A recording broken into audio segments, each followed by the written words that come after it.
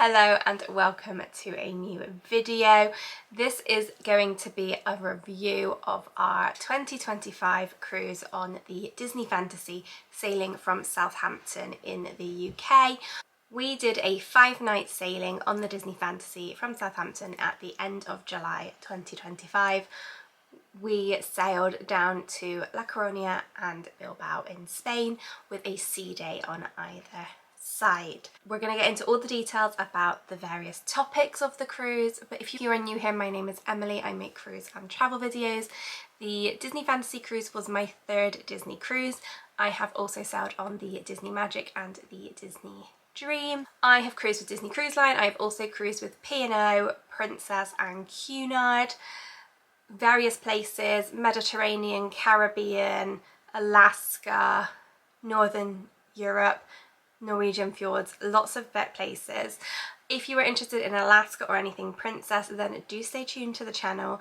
Make sure you subscribe because this is our last video in the Disney series, and from next week we will be all things Alaska and Canada because I have just returned from the most incredible 2 weeks of land, cruise, train, plane, ship, everything to do with Alaska. We have done internal Alaska, we have done cruise Alaska, so it's like Southeast Alaska. We have done Vancouver. We had a huge 2-week trip that was the most incredible trip, so that is all still to come. So do make sure you subscribe and follow along on that one. But this video is going to be my review of the Disney Fantasy during our sailing in 2025. The Disney Fantasy came over for 1 season because she is about to go into dry dock. She came over from the Caribbean and Florida, which is her normal sort of sailings, and did some time in the Med, and then she headed from Barcelona over to Southampton to spend around 2 months cruising from the UK. So we did the first sailing. Our sailing was the 31st of July 2025. It was a 5-night sailing to Spain, visiting the 2 ports I mentioned, La Coruña and Bilbao. We sailed Thursday to Tuesday. I really do like a Thursday till Tuesday sailing. A 5-night is such a good time. That's what I did on the P&O's Iona as well. So if you're interested in P&O as well, do check out the series of Iona. That was recently in March 2025. I do also have some other series of P&O. But yes, we went down the night before, stayed in a hotel, and then we got on the ship. We had booked a deluxe ocean view cabin. That is the standard cabin we get on a Disney ship. So I'm gonna talk about a few different things. I've got my notebook, so to keep me on track. The topics I'm gonna talk about today: we're gonna do food and drink, we're going to do entertainment and onboard activities, we're gonna talk about the service, we're gonna talk about the tech, so the Disney Cruise Line app, we're going to talk about the ports, we're going to talk about the embarkation and muster process, and finally we'll talk about service. First of all then, let's get into food and drink. In my opinion, Disney Cruise Line do food and drink so incredibly well. I am always so impressed with the quality of the food, the quality of the drinks, the standard of the bar team, and we'll talk about sort of service later, but Disney do food and drink incredibly well. I think it's very obvious that you are paying a higher price because, in my opinion, the food and drink is superior to other brands. So with Disney Cruise Line, the included food is your rotational dining. So on the Fantasy we had 3 rotational dining rooms. They are main dining rooms, and the rotational aspect is that you will visit each of those dining rooms depending on how many nights you cruise. Depends on how many nights you may be in different dining rooms. There's 3 main dining rooms. You've got Royal Court, Animator's Palette, and you have Enchanted Garden. Now, if you are thinking of the Dream in 2026, the Fantasy and the Dream are sister ships. They are very similar to each other. incredibly similar to each other actually. So slight difference with the 3 rotational dining rooms on the Dream to the Fantasy is one's Royal Court, one's Royal Palace. Otherwise, Animator's Palette and Enchanted Garden, they're all the same. They're all in the same location, so if you know the way around one ship, you're going to know your way around the other. The rotational aspect comes that you will rotate around the dining rooms. So you may have 2 nights in the same dining room. For example, Pirate Night and the night before we were in Enchanted Garden. You will be in various different restaurants, but the benefit is that you get to then try all the different restaurants. You get to see the different decor, the different shows as and when. But also, your dining team who you meet on your first night of your cruise, they stay with you for the duration of your cruise. So you have the same table number, you have the same crew, just a different restaurant, which I really like because you get to try the different restaurants. Again, you get to see the decoration, the different shows that they do, but you have the familiarity of your dining team and your table mates. You have different menus every night. So we had, I think, a welcome aboard menu on the first night, and then we had Pirate Night menu. There's an, you know, the Animator's Palette, which is Crush menu. So there's different menus, and I'll sort of, there'll be pictures coming up throughout the video as we go of what like the food was like. But the food we had in those 3 dining rooms for dinner, so for evening meal, and we were a late sitting. You will either be an early sitting, which is about 5:30, 6 o'clock I think, or a late sitting, which is about 8, 8:30. We were a late sitting. We just prefer a late sitting. I like a show, a drink, and then dinner, and that works really well on Disney Cruise Line. We followed our dining rotation. We had dinner in the main dining rooms every single night of our cruise, and the food was wonderful. The appetizers, sort of the starters, the mains, the desserts, there was nothing I disliked. All the food was really nice. It came out at the correct temperature it should have been. So there's no complaints from the main dining room. We also ate in the main dining room. We ate in Animator's Palette on Embarkation Day, because on Embarkation Day, in Animator's Palette on the Fantasy and the Dream from 2023, we did the welcome aboard lunch, and I highly recommend the welcome aboard lunch when you get on board on your first day. It is so much more relaxed, civilized, like it's just relaxing to get on board, do what you need to do, and then go and sit in a restaurant and have your dinner or have your lunch. It's so much nicer than the buffet, in my opinion. So I would always recommend the welcome aboard lunch. As I said, that's an Animator's Palette. That was so good. The salmon salad, oh, I love every time salmon salad, welcome aboard Sunday, like I'm done. It's great. With a spicy margarita, it's just wonderful. So we had lunch in the main dining room. We also had breakfast in the main dining room every single day. And we did contemplate getting room service, and I'll talk about that later, but we just really enjoyed the sit-down experience of the main dining room. And for us on the Fantasy, the breakfast was in Royal Court every single day, and I really liked the times. On a port day you had till 9:30, on a sea day you had till 10 to get to breakfast, and I thought that's a really good timing.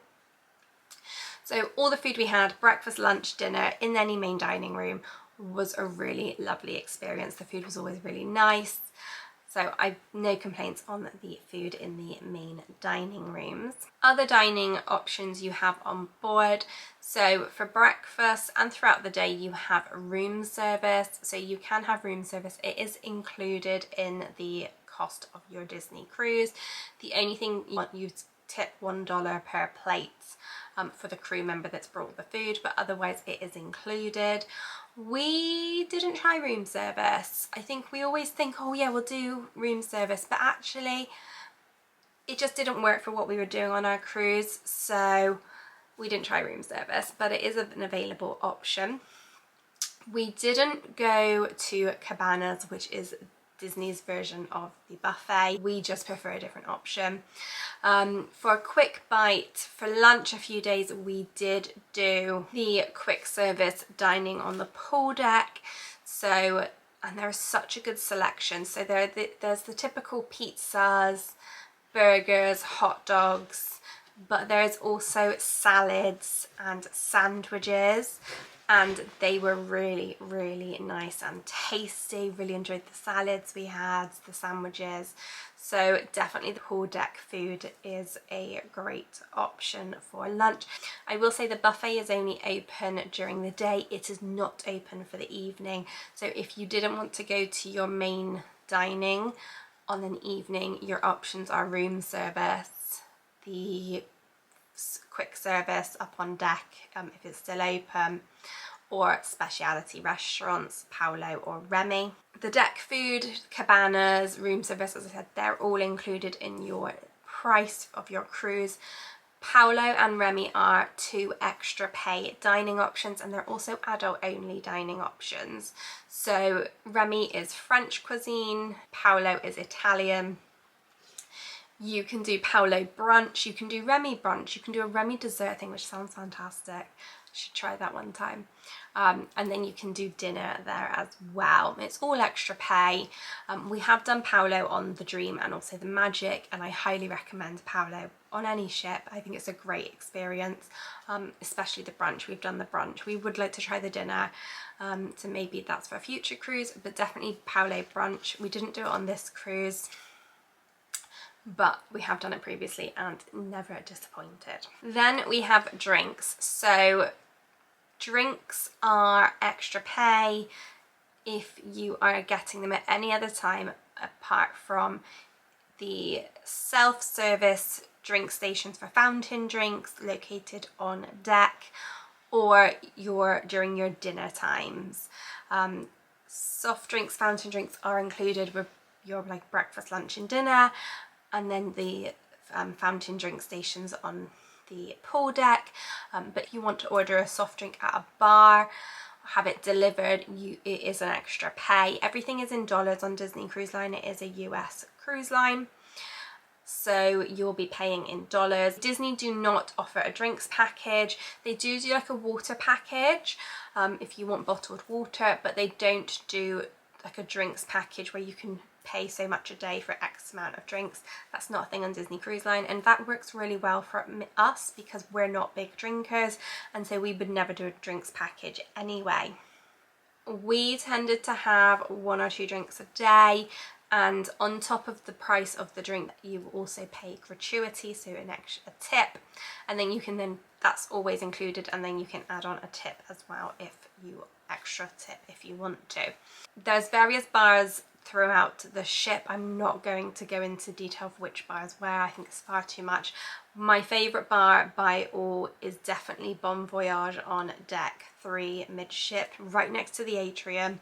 You can watch what's going on but still be at the bar, and the bar team there are absolutely wonderful.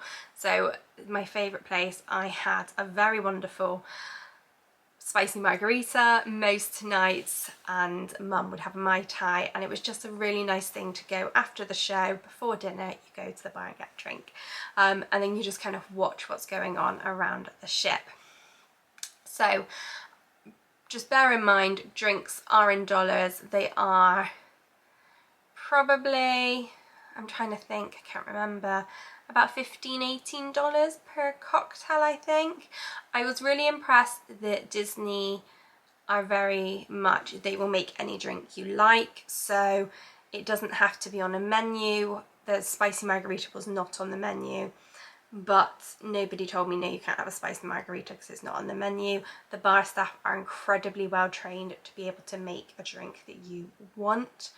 And actually one time we were at the Quiet Cove pool and the bar next to it, and I said to the bartender,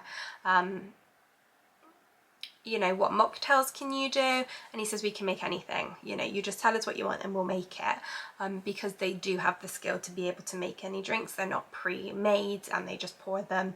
So I really liked that. Mum had a really nice non-alcoholic strawberry daiquiri, The margaritas were wonderful, Mai Tais were really good, and at the Quiet Cove pool they had fruit cider, which is a very uncommon on American cruise lines. They don't often have any sort of fruit cider because it's not really a thing. But they did have a strawberry and lime cider, and when that did run out, they had the pear one. So yeah, very nice fruit cider. Really happy that they had a fruit cider. Just something else to go with the dining is that depending on which restaurant you are, there may be some sort of show or entertainment during that dining time.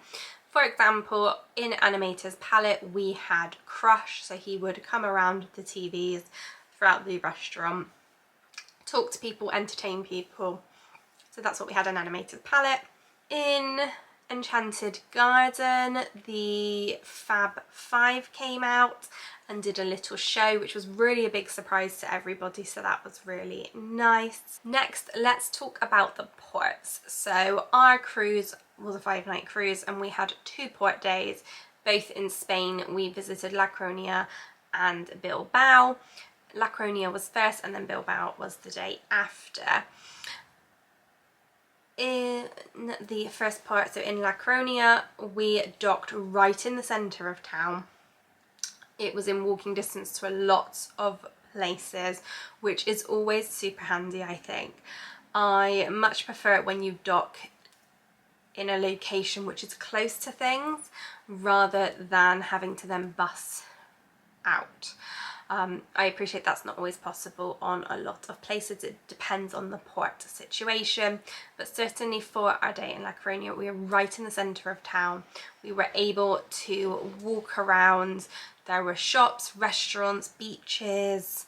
There was a fort that we went to, so it was really easy to get around and really, yeah, just really convenient, really easy to get around. We didn't do any excursions whilst we were in either port. If you wanted to check out what excursions were available in either of those ports, then you can look at my activity booking video. I'll link it, and you can see everything that was available for our cruise. But in La Coruña, we got off the ship, had a wander around, went to the fort, had a wander around there, and then it was a very relaxing cruise for us, so we didn't really do much in the ports. But there were various excursions available to do, as well as just, you know, exploring the area on your own. In Bilbao, you are in quite an industrial port, and they would have to bus you in to Bilbao itself. It is fine. The bus takes about 20 minutes, I think, from memory, from 2023. Maybe about 20-30 minutes for the bus, and the shuttle is included. Disney don't charge you any extra to use the shuttle to get into town, and they're very clear about where you get dropped off, where you get picked up, what time is the last shuttle. We got off the ship, had a wander around to take some pictures of the ship, had a walk down the sea wall. There are beaches quite close to the port, so you can walk to a beach, which was something we did consider doing, but we didn't do it in the end. We just decided to enjoy the ship's facilities instead. But there is that, and again, if you look at the excursion video, you can see what excursions were available for Bilbao. Tech. So let's talk about the Disney Cruise Line app. Disney have done their app incredibly well. Some cruise lines don't even have an app. It does what it needs to do before you get on board the ship. You can see countdown till your cruise, you can see when things have to be paid by, things when you can book things, when you can do things, what time you're going to be in port. So you can see all of that before you get on the cruise ship. But the app gives you everything that you could possibly want once you connect to the ship's Wi-Fi. And my top tip is that if you are in the port, once you have, you know, you're in the terminal, you're checking in, you can connect to, most of the time you can connect to the ship's Wi-Fi at that point. So if you want to check out what to do on Embarkation Day, I tend to just do it at the Embarkation Day lunch. Once we're sat down, we're having lunch, we can then look at the app and see what is available. But Disney, the app is it has so much information on. You can check your onboard account.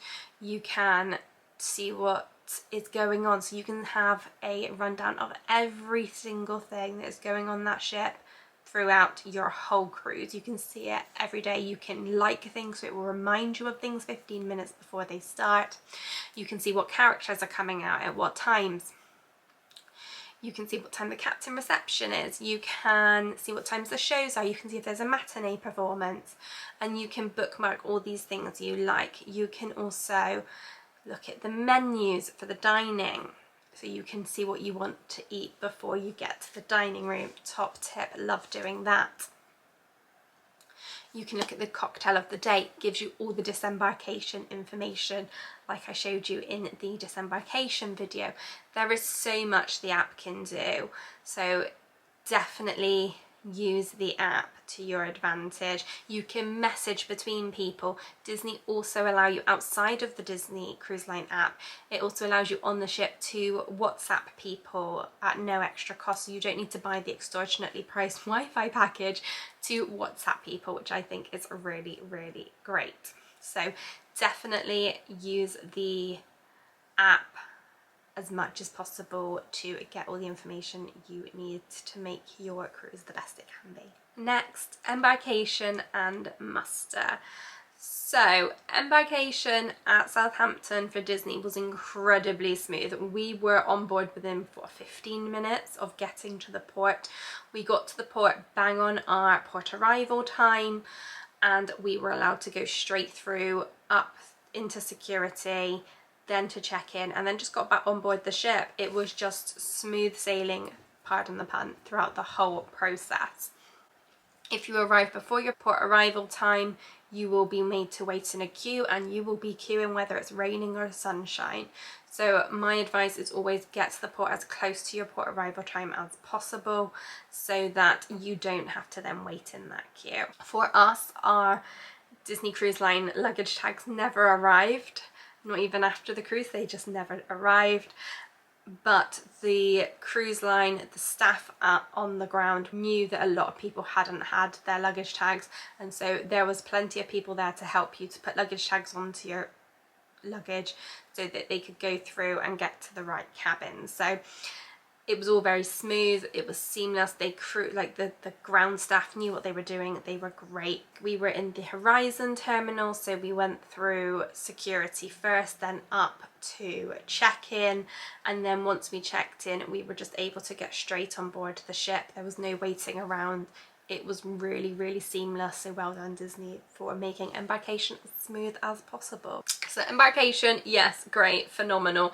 You get to then be greeted and they say welcome aboard, whatever your family name is, and there's a lovely welcome on board. So embarkation and the welcome is wonderful. My only pet peeve is the muster, and I just think we're in 2025. There's so many other ways of doing muster now that, in my opinion, are far better than Disney's version of it. And you know, trying to think of why Disney do it in that way is because at least everybody has gone to the muster, they know where it is. I guess if the longer they're there, the longer it maybe sticks in their mind of what to do. But it's just not a great experience. You know, the majority of cruise lines that we've sailed, well, all the cruise lines actually we've sailed with, P&O, Princess, Cunard, you know, every so often you do have to do a traditional muster, which means you do have to go to the muster drill and you have to wait there and do whatever. But the majority of the time you visit your muster station, you check in so they know that you know where your muster station is, and then you watch a video either on the app or the TV of what to do in the event, and then everybody has, you know, you have that downtime where the signal goes out and you have your announcements. I personally just don't feel that having everybody cramped into one place, you know, and people aren't on time and children are crying, and it's a lot. It's a very overstimulating environment. So I think if Disney need to improve on anything, they need to change their musters. process, because I think there's alternative ways that are just as effective to get the point across of how important it is to know where your muster drill is, to follow the advice from the crew, to know what to do in an emergency. And I don't think the traditional muster of going and standing there for half an hour in the rain or sun, or sitting in the theatre and having multiple people say the same thing, I don't think it's effective. I think there's other cruise lines do the muster better.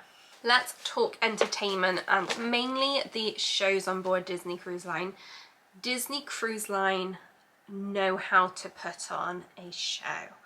The shows we had on the Fantasy were phenomenal. So we had Aladdin, we had Frozen, we had Believe, they had the Pirate Night show, which there was no show then in the main theatre, and then they had a magician.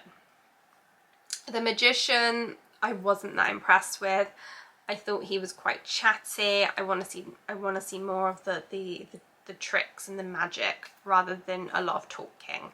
And I'd seen a few of the tricks before, so I wasn't that impressed with the magician. Like, it was a good show, but I would have, if it was on again, I wouldn't have gone to it. Aladdin, incredible performance of Aladdin. Frozen, amazing. My favourite theatre show on a Disney ship that I have seen. It was phenomenal. Believe, I've seen it before, I've seen it on the Dream, I've seen a different version on the Magic, but it is such a wonderful show of a selection of various different Disney films coming together. It is wonderful. It's so heartwarming, so lovely.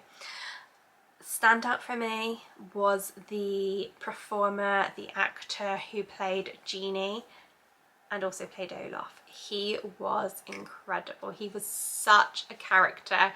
He was so engaging to the crowd. Like, claps. He was just amazing. So the shows were great. The Pirate Night show, I found it a bit strange how late it was, but then it also made sense because that meant they only had to do one show and everybody could go. But I kind of thought that maybe they should have put that into 2 different shows as well, considering there were no fireworks. And that's one thing, you won't get fireworks on a European sailing because of European law. So just bear that in mind. If you want to see fireworks at sea, you're going to have to go somewhere else. You're going to have to do a Caribbean cruise. You're going to have to do a cruise from Florida or anywhere else in the US possibly. Although I don't think you have fireworks in Alaska. I think it is mainly just Florida, Caribbean. So yeah, so just bear that in mind. You won't get the fireworks with a European sailing, but you still get Pirate Night. For the shows in the theatre, you will have the option of the early show or the late show, and which show you go to should correspond to which dining you have. So if you have an early dining, you go to the late show, and if you have a late dining, you would go to the early show. And then there is a bit of time in between to do other bits and pieces. But yeah, I highly recommend attending all the theatre shows because they are just so good. Yeah, phenomenal, just absolutely phenomenal, so amazing. Point to note, on our first sea day we had a matinee performance. I think that was of the Frozen show, and I highly recommend a matinee performance. I just think it gives you a little bit more time in the evening, so I really liked that Disney had that matinee performance, and it worked really well. Onboard Activities, you've got the app where it shows you everything you could possibly do. There are so many quizzes and trivia and drawing classes and character meets. There is so much available to do on the cruise. So there's definitely lots of options for onboard entertainment. Or you can simply not do any of that and you can just enjoy the facilities. You know, we did Goofy Golf, adults only pool area, the pools, the slides. There is so much on that ship to keep you and your family entertained, whether you want to be involved in all the activities or whether you just want to read your book on a sun lounger, you can do it. For us, we really like the adults only area because it is just nice and peaceful. And certainly our experience was that the crew were maintaining the adults only areas. If there were people trying to bring in their children, then they were asked to leave. It is a walk through to the forward stairs and lift, so you will have children walking through the adults only area, but the point is they shouldn't stay there. So just bear in mind there will be children walking through with their families, but the point of it is that they don't stay in the adults only area. They're not in the pool, they're not doing any of that, so that's what a really nice touch. You know, it's that little oasis service. So we had such great service on Disney. On all of our Disney cruises, we have always had really good service from our cabin steward or our stateroom host to our dining team, just that crew around the ship. The captain was so lovely. Being an old P&O captain, it was so nice to see him. The crew really were amazing on our cruise. I don't think I saw, you know, an unhappy crew member. Everybody was talkative, everybody was, you know, even little things like in Cove Cafe, because we went to Cove Cafe so much, you know, they remember your name. It's just the little things. And the crew, yeah, I can't fault the crew. I thought they were fantastic. Ferry and Lucy, our dining team, were just so lovely. Ferry was always giving us like information on what time we needed to be back on board ship, what time breakfast was, what options were really good. Lucy was just the sweetest. She was always so attentive, so lovely. The head servers, you know, they don't come around very often, but they're always very chatty, very nice. Our servers at breakfast, you know, Boris, I don't think I'll ever forget Boris. He was so entertaining. Even on a crazy busy morning breakfast, he was just doing it. He was just, you know, it wasn't phasing him. He was still being as lovely. So the bar staff, we had amazing bar staff with such great talents, you know, both when I did my margarita and tequila tasting, as well as at the Bon Voyage bar, at the Quiet Cove pool bar. All the crew, like, I can't fault any of them. Cove Cafe, as I said, they're really, even the engineer who came to fix our safe. We had an experience recently, and I'll probably talk about it in the Vancouver vlog, but on our trip in Vancouver, our safe battery died as well. And the contrast between the experience we had on Disney versus the experience we had at the hotel. On Disney, he came really quickly, you know, trying it, checking it, making sure it was working before he left, and just ultimately changed the batteries himself. The hotel we stayed at, and it was the Pan Pacific, I'll talk about it in the vlogs, but you know, they came fairly quickly, but he wasn't really interested, gave me a pack of batteries and said, you know, when it dies, change them, basically. And that was it. So just even the engineer who fixed our safe, how quick it was that the guest relations called to check it had been resolved. It's just those extra touches that I think Disney are just fabulous for. Overall then, I think you can tell we had a great time on Disney Fantasy from Southampton this year. She's a lovely ship. She's got so much going for her. She is having a refit. She's about to have a refit, and then she'll do the transatlantic back to the States, where she will then presumably stay, because the Dream is coming back in 2026.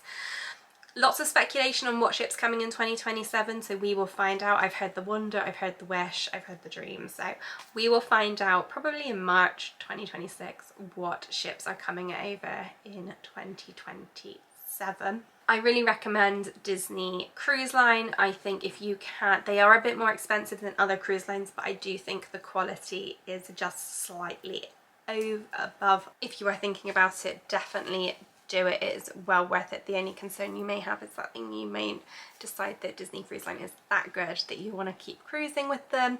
Southampton sailings are more expensive than you're going to pay other places.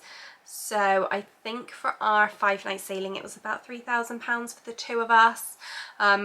Change that to a Singapore sailing on the Adventure for 4 nights is £1,600. It's a big difference, but then you have the flights, same, you know, with flight trips from America. They are cheaper, but then you've got flights, weighing up what really works for you. But I would definitely say Disney Cruise Line, yes. Disney Fantasy, yes. Disney Dream, then yes, because they are sister ships and very, very similar. So there we go, that is the video. Thank you very much for watching. I hope you've thoroughly enjoyed this series. I have thoroughly enjoyed editing it, filming it. Mum and I had such a lovely time on the Disney Fantasy, and we cannot wait to sail again with Disney Cruise Line. But for now, the next video, so the next series is going to be our Princess Cruise Tour, Alaska, Canada. Absolutely just the most amazing time. So please do stay tuned, stay following. If you have liked videos, make sure you like, make sure you subscribe. Thank you very much for watching. I will see you all in the next video.